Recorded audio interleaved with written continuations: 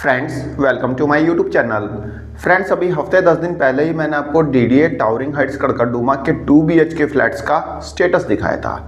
मैंने आपको बताया था कि डीडीए ने यहाँ पे इन फ्लैट्स की कॉस्ट को कम कर दिया है, क्योंकि डीडीए ने इन फ्लैट्स की कॉस्ट में से पार्किंग चार्जेस को रिमूव कर दिया था, जिसके कारण से इन फ्लैट्स की कॉस्ट 7 से लेकर 9 साढ़े 9 लाख रुपए तक कम हो गई थी। फ्रेंड्स मैंने आपको यह भी बताया था कि डीडीए ने इस स्कीम में से लगभग 390 के आसपास फ्लैट्स हटा दिए हैं, और मैंने आपको दिखाया भी था कि डीडीए के कुछ फ्लैट्स जो थे वहाँ पे रिजर्व शो हो रहे थे, और रिजर्व किस लिए शो हो रहे थे, किसके लिए डीडीए ने रिजर्व रखे थे, ये कुछ नहीं बताया था। इसके रिगार्डिंग ना कोई सर्कुलर निकाला था, ना ही कोई ऑर्डर निकाला था, तो ये फ्लैट्स हमें रिजर्व शो हो रहे थे। तो फाइनली इन फ्लैट्स के रिगार्डिंग डीडीए ने अपना सर्कुलर निकाल दिया है, और 393 फ्लैट्स 393 फ्लैट्स डीडीए ने यहाँ पे गवर्नमेंट ऑर्गेनाइजेशन के लिए रिजर्व कर दिए हैं।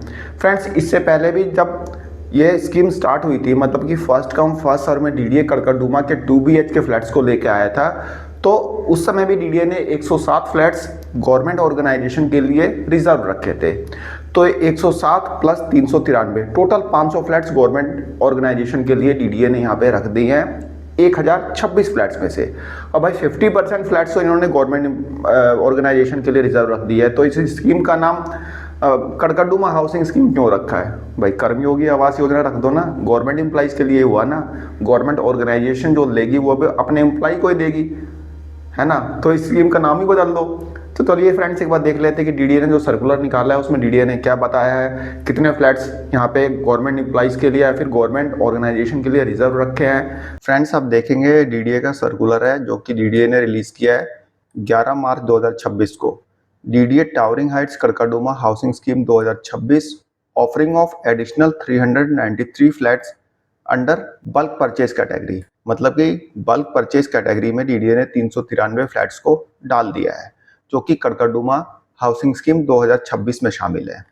फ्रेंड्स यहाँ पे टोटल 393 फ्लैट्स डाले हैं, पहले 107 फ्लैट्स डाले थे। इसमें एलिजिबिलिटी है गवर्नमेंट डिपार्टमेंट्स और ऑर्गेनाइजेशन, मतलब गवर्नमेंट ऑर्गेनाइजेशन ही इसमें फ्लैट खरीद सकती है। और डीडीए यहाँ पे बता रहा है कि cost of parking area has been excluded from the disposal price of the flats. मतलब कि जो फ्लैट की कॉस्ट थी उसमें से जो पार्किंग की कॉस्ट है डीडीए ने हटा दिया है, और डीडीए ने यहाँ पे फ्लैट की कॉस्ट की पूरी लिस्ट निकाली है कि कौन सा फ्लैट कितने का है, सारी डिटेल यहाँ पे डीडीए ने दी है। 107 फ्लैट पहले रखे थे, टोटल 500 फ्लैट्स को गवर्नमेंट एम्प्लॉइज के लिए या फिर गवर्नमेंट ऑर्गेनाइजेशन के लिए रिजर्व कर दिया है। फ्रेंड्स डीडीए का यह टीओडी प्रोजेक्ट लॉन्च होने से पहले बातें हो रही थी कि भाई ये फ्लैट्स तो मतलब बहुत अच्छे रहेंगे, यहाँ पे बगल में 2 मेट्रो जा रही है, इन फ्लैट्स की डिमांड बहुत ज़्यादा रहेगी। लेकिन डीडीए ने कॉस्ट ही ऐसी रख दी कि डिमांड तो यहाँ पे ख़त्म ही हो गई, एंड यूज़र तो इसे ले ही नहीं रहा है। जो ले चुके हैं वे भी बेचारे परेशान है कि बेकार ले लिया है। तो यहाँ पे तो एप्रिसिएशन ही नहीं है, क्योंकि एप्रिसिएशन होता तो यहाँ पे एंड यूज़र लेते, बिल्डर्स यहाँ पे इन्वॉल्व होते, यहाँ पे प्रॉपर्टी डीलर्स इन्वॉल्व होते, लेकिन उनका इन्वॉल्वमेंट तो यहाँ पे ज़ीरो है, कोई लेना नहीं चाहता। और कुछ लोग जाने अनजाने में फंस गए हैं, तो वे लोग भी परेशान तो हैं ही।